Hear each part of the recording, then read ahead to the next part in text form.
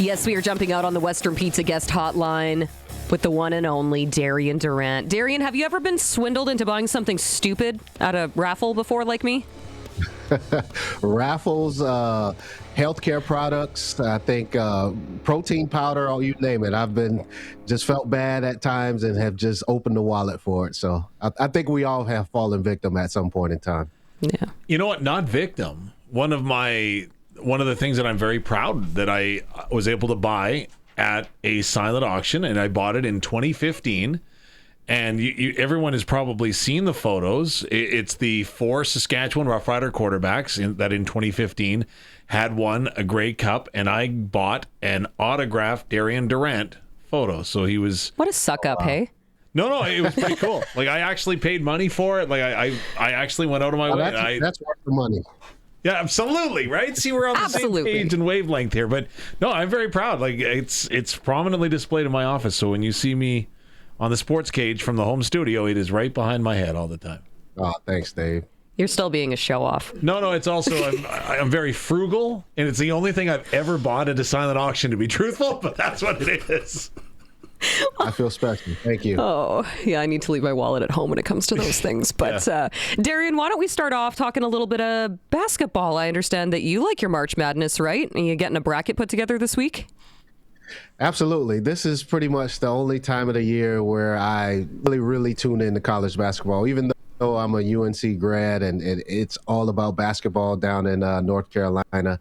Ever since I've gotten out of college, I kind of fallen off a little bit with following, but now that March Madness is here, anything can happen. It's the most exciting time of the year for college basketball, so I'll definitely be getting my bracket together. Well, what is it like on campus at an American school during March Madness? It's nuts. I mean, this is the time of the year where professors don't care about class attendance. Students don't either. And it's just all about basketball. It's all about, supporting the team, making sure you can find a good spot to watch the game, whether it be, at one of the student halls or a bar or whatever the case may be. It's all about, making sure you organize your schedule so you have free time. It's not about class anymore. It's all about basketball. So it's amazing, man. And football's the same way, but just seeing how some of these campuses just shut down totally for the tournament and just how they follow these sports, man, it's just crazy to be around. Did you get caught up in it at your time at UNC? Oh, for sure. I mean, when I was there, we won the national championship one year. We went to the Final Four another year. And then the Duke-North Carolina rivalry is just something that's unmatched in the entire country. So whenever we would play Duke, there was no class. Franklin Street, which is kind of like your Albert Street in Regina.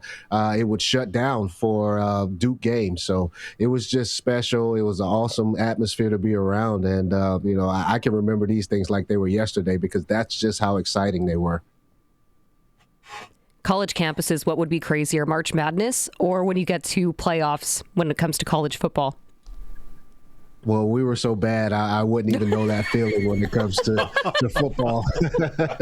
But, being around the national championship basketball team, I mean, you just get the true feeling of, that's as close as you're going to get to a pro atmosphere, being at North Carolina, a true basketball school. I mean, Jordan went there, right? One of the greatest ever. The greatest ever. So, it's just exciting. So how closely are you following? Like, are you going down to rosters? Are you looking at playbooks? Like, how closely do you get involved in this? No, I would just go through and look at their schedule, and I'll go through, look at the matchups, see the matchups, go back and look at the team schedule, and just pretty much go for the stronger team. That's how I get my brackets together. And you also have to make sure you pick one or two Cinderellas, right? You have to pick that team because it happens every year. It's just you can pretty much slate that in as 100% thing where there's going to be an underdog who wins. You just never know who it is, but you try to find that because there's some bracket busters out there, and you have to do a little bit of research to find those teams. See it here. I'm thinking the one year I'm sure that we went with the best mascot from the schools because we thought that we had a better chance. How'd that turn out? Well, probably better than anything else we'd really legitimately put together for sure. Right. Well, I mean, the chances of actually putting together a perfect bracket, isn't it 1 in a million, essentially? Like, it's not doable. Yeah, Do you that's not going to happen. Do you sit down and be super unproductive and watch like every game that you can? Well, I'll have the TV on. I mean, Okay. and I'll just peek over periodically to check out the score. I mean, you can't catch every game, so there's always the ticker going across where you can see the different games and different scores. So, but I have the TV on all day. I pretty much keep up with it like I'm watching, during the football season. So it's an exciting time, like I said, and it's pretty much the only time that I follow at full pace. When we're talking today, we've been talking a lot about team chemistry and maybe some of the unwritten rules, and we can jump into that in a little bit for now. But when you're watching the teams play, can you pick out team chemistry, whether it's a basketball team, a football team? Can you see that from the outside looking in? For sure. I think if you look at basketball, which is more of an individual sport, there's only five guys out there. And if you have the best player on the floor, you give yourself a chance to win. But most teams who go one-on-one a lot and don't, move the ball around, don't set a lot of screens, the movement on offense, you can tell that they don't have as much chemistry as the teams. I like to call it a Princeton offense, and it's based on how Princeton used the backdoor cuts, the screens. Everyone's moving. Everyone can find the open guy. I think when you see teams like that, the chemistry's there. And you usually see that from teams who have guys who are juniors and seniors, right? If you go to these bigger schools where guys are one and done a lot, then you don't see as much team chemistry. It's just about putting your best player out there and letting him go to work and seeing what he can do. So if you see teams playing a lot of team basketball, passing it around, then those are the teams that have built that chemistry over time. How important in a championship team is chemistry? I think it's the most important thing. One-on-one can only get you so far, especially in college basketball when you're going to be playing against teams who have 4, 5, 6 seniors on the team who have that chemistry, who have, just those unspoken rules of knowing how to maneuver around each other, right? It's just some things you can't explain. It's just chemistry. And, you have a harder time winning in college basketball if you don't have a team with older players, more mature players, guys who understand how to win. It's harder to go out there with the freshmen and the younger guys and just go one-on-one. It's pretty much impossible. So, Darian Durant, when we have you on Mondays and you talk about some of your former teammates, right? Whether we're talking Chris Getzlaff, whether we're talking Luke Mullender, whether we're talking Weston Dressler, whether we're talking guys that played on the offensive line, you automatically light up. How big was chemistry in that 2013 team that got you over the top, and how did you build it? I just think it was built from just going through hardships. I think everybody pretty much that was a part of that team had lost, was a part of our losing teams in 9 and 10. And I think when you go through those hardships, you feel like you're on top of the world during the season. You win the Western Final, and then you get to the Grey Cup, and it's just such a disappointment, especially in 2009. I mean, losing that way when you thought you had the game won. I mean, those type of moments build scar tissue. They build the type of backbone that you need in tough moments. And then you look at the guys Brendan Taman brought in, your G. Roy Simons, your Dwight Andersons, your Alex Hall, different guys who've been other places and have won championships. Diamond Ferry, won those championships in Montreal as well. You kind of underestimate guys like that, but you need those type of veterans who know how to practice, know what it's like to not get dumb penalties in crucial times. Veteran experience gives you those opportunities. So it was just so key. If you look at our team and you look at the penalties throughout the season, I think we were atop the league because we didn't make a lot of mistakes. Different things like that matter when it comes to a championship team. And by that time, we were all veterans. We were all 6, 7, 8 years in the league. And, we're still playing at a high level. So when you can mix all those things together, then that's the recipe for a championship. So this might be a stretch, but right now the Toronto Maple Leafs and their team chemistry has come into question because they didn't come to the aid of their captain. How big of a factor is that when you don't seemingly want to come in and stick up for a teammate, arguably your best player? Yeah, you know what? It's hard to say because I think nobody goes out there on the ice and is thinking about that play or how it affects this particular game you're in at the moment. But I think when it comes to chemistry off the ice and off the field and things like that, I think it's going to hurt. I mean, these guys don't have your back like they should. They don't stand up for you like they should. So you kind of question, what this relationship is really like. And, it could affect you down the road. Because you always will go a little bit harder in a game for a guy you truly care about, or a guy you truly find as a friend or as a brother. So, in the short term, I don't think you'll find much of a reaction from that squad. But as the season progresses and it gets down to crunch time, I think moments like that matter, and you will always want to have your brother's back. So does that happen in football? Because the immediate response that people in Canada or NHL fans are calling for, saying like, okay, you got to go ahead, you got to drop your gloves, you got to go ahead and get this taken care of and police the game yourselves. Does that happen in football? It does. I think it's kind of like, if you want to compare it to something, it's like a late hit on a quarterback or, a dirty play by a defensive lineman on a quarterback. Because quarterbacks are usually the guys that get taken up for more so than anybody else. But, when you see an old lineman come and he gets a penalty for sticking up for his quarterback or not letting a defensive guy, take a cheap shot, I think that's the kind of situation you think about in football. And usually when you see those plays in football of a guy stepping in and taking up for his quarterback, that usually brings a spark with the team, right? Everybody seems to uplift each other from that point. So, now that I think about it in hockey, I mean, it could kind of be the same thing. And we'll see as the season goes on with Toronto how it goes. But it's definitely a sparking moment on the football field when you see a guy stick up for you.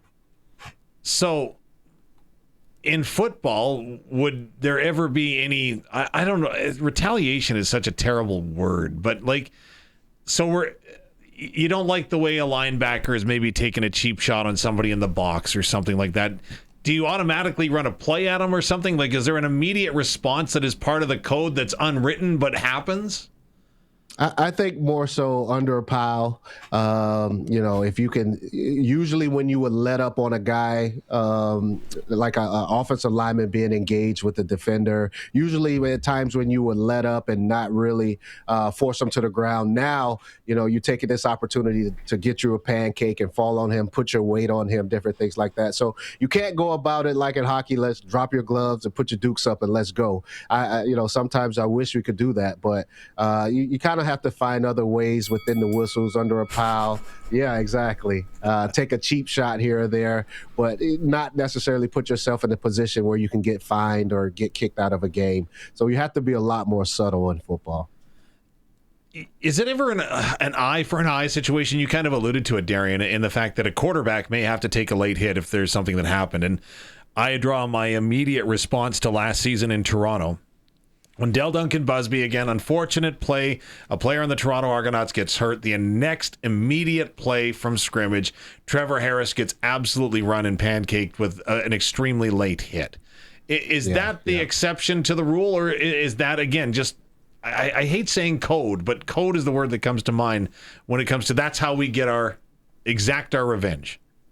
Yeah, that's what's tough about it. And I mean, even though Duncan Busby didn't deliberately, try to take out the Toronto defender, sometimes that it's a dirty play and that guys are going to retaliate. And in those cases, you just have to accept it. We're all a team, and it's like, when you're at practice and if a guy jumps off sides or if you get in trouble, if one person gets in trouble, then the entire team has to get punished for it. And in this case, even though Trevor took that hit, I mean, I think most of the Saskatchewan squad knew why it came and what it was about. And that's why you didn't see such a crazy response from Saskatchewan in that case. Of course, you're going to defend your guy. But I think, if Toronto was dirty against Trevor first, then you would have seen a totally different reaction from Saskatchewan squad. So is this similar to baseball, right? Where a guy gets plunked and then the next inning somebody else goes out and you're going to hit the next best batter out there. Is this an equivalent? Yeah, it is. It is. You just have to go about it different ways. I think, like you said, in baseball, the pitcher's going to look to beam a batter. In football, you're going to look to get a guy under the pile and, maybe grab his throat, choke him a little bit, or fall on him a little bit for linemen. And then, of course, I wanted to see that from Toronto in hockey. Let's drop the gloves and let's go at it. You can't just, deck a guy like that. So each sport has their certain ways. I don't think you can do anything like that in basketball. You can't hide anything in basketball. Not a little elbow. Right? Maybe, yeah, a little elbow, or maybe set a screen or something to try to catch a guy off guard. But each sport has its little way of kind of getting back in a dirty way, so to speak.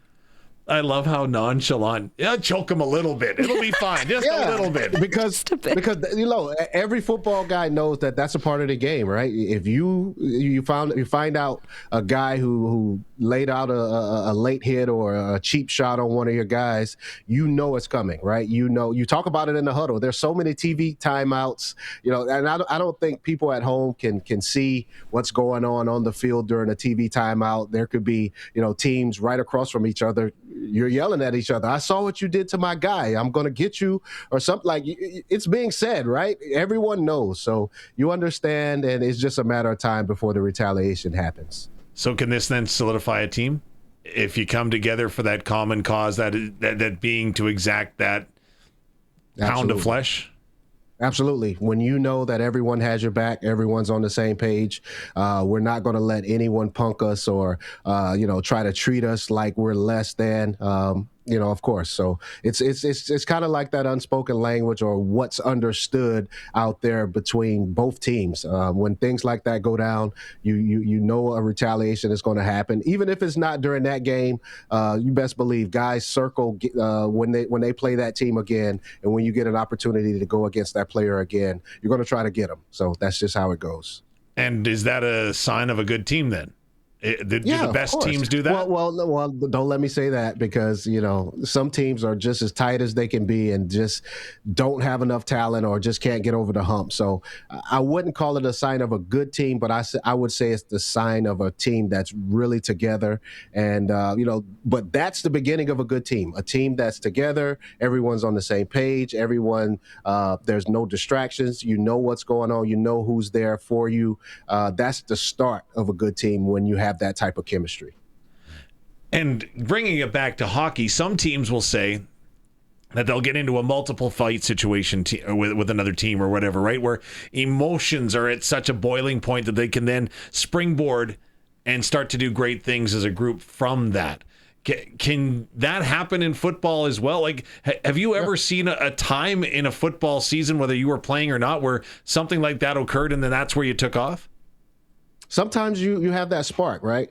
I think it was the BC Lions in 2011. I think they started off the season 0-5, and I think it was Lulay. Lulay took a cheap shot from it's going back 15 years. I can't really remember who they were playing, but Lulay took a cheap shot, and I think that basically that was kind of poking the lion, right? The BC Lions, and I think when that happened, because teams across the league, we weren't used to seeing BC down and out like that, right? BC has always been a team that is at the top of the conference. Never in my history of playing have I seen them just start off 0-5.